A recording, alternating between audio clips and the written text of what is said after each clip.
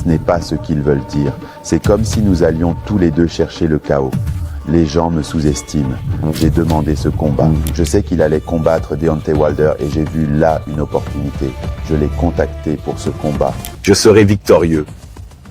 J'ai mon propre héritage, mon propre chapitre, mon propre destin qui est destiné par Dieu.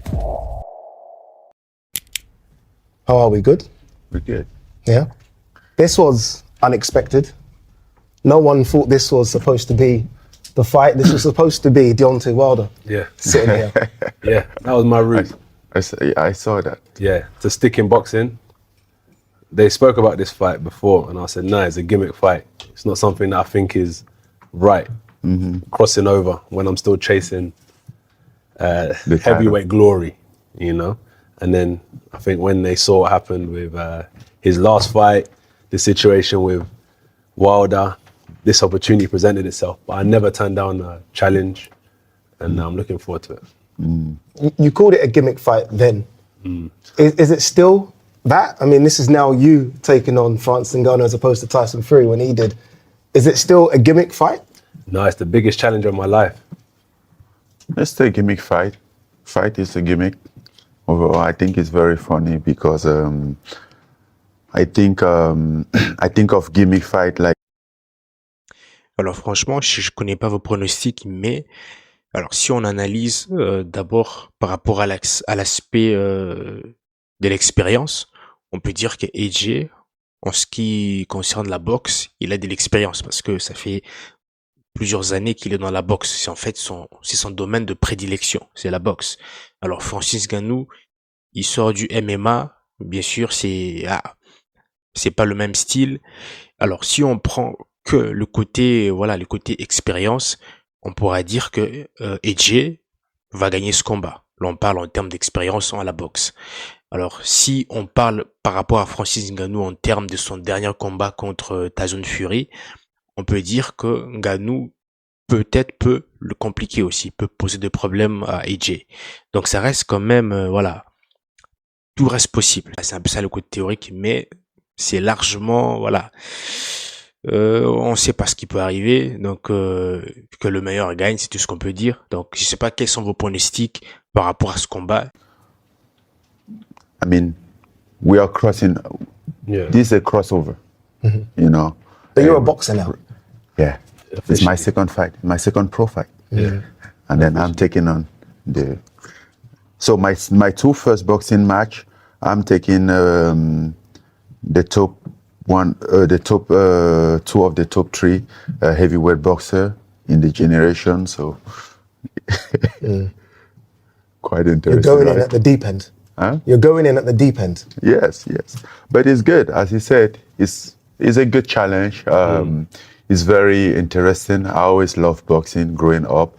Didn't have those opportunity since I grew up in Africa. And even when I came in Europe, like 10 years ago, a little over 10 years ago, I always want to stick in boxing, but, you know, didn't have any opportunity around. So the opportunity, MMA came around, and for me, he was an opportunity to like potentially like make my way up and then maybe at some point cross over. And I always have that behind of my mind. And, you know, he come to a consecration today. Yeah, now you've crossed over. Crossover, I'm a boxer now. You certainly are, after a really good performance against Tyson Fury. What did you make of that performance? Surprised? No, not at all. I researched Ngannou and I've watched Tyson Fury box a number of times.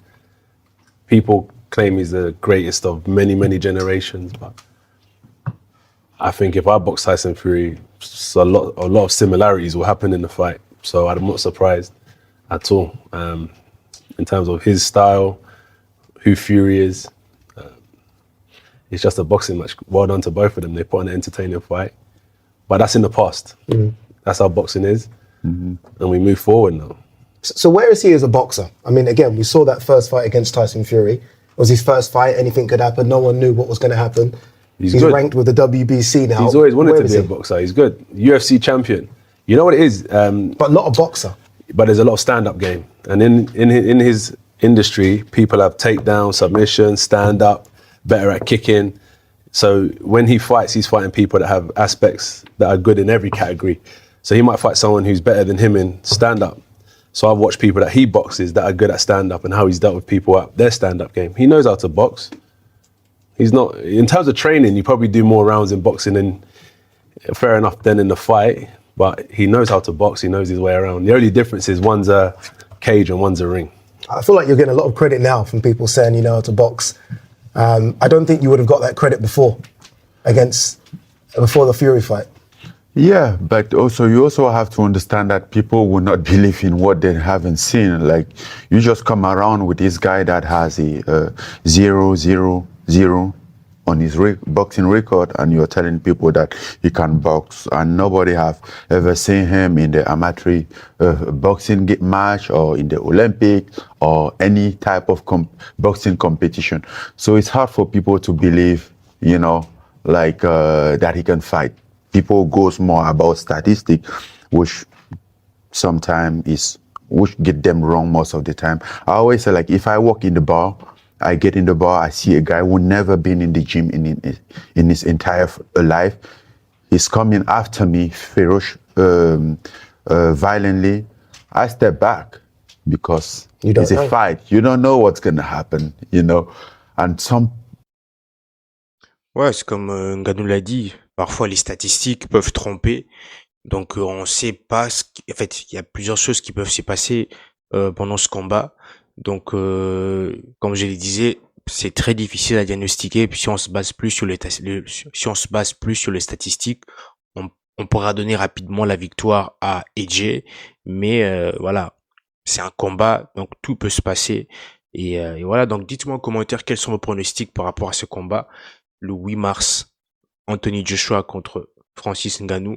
Et bien avant cela, il y a le 7 mars, il y a aussi un combat, Cédric Doumbé et Baki. Donc, ce sera vraiment deux gros programmes qui arrivent prochainement. Donc voilà, je pense qu'on va s'arrêter là pour aujourd'hui parce que la vidéo, elle est très longue. Mais je mettrai le lien dans la description pour ceux qui veulent suivre l'interview jusqu'à la fin. Donc, si t'es pas encore abonné, on s'abonne, on like, on partage, on active surtout la cloche notif, c'est très important.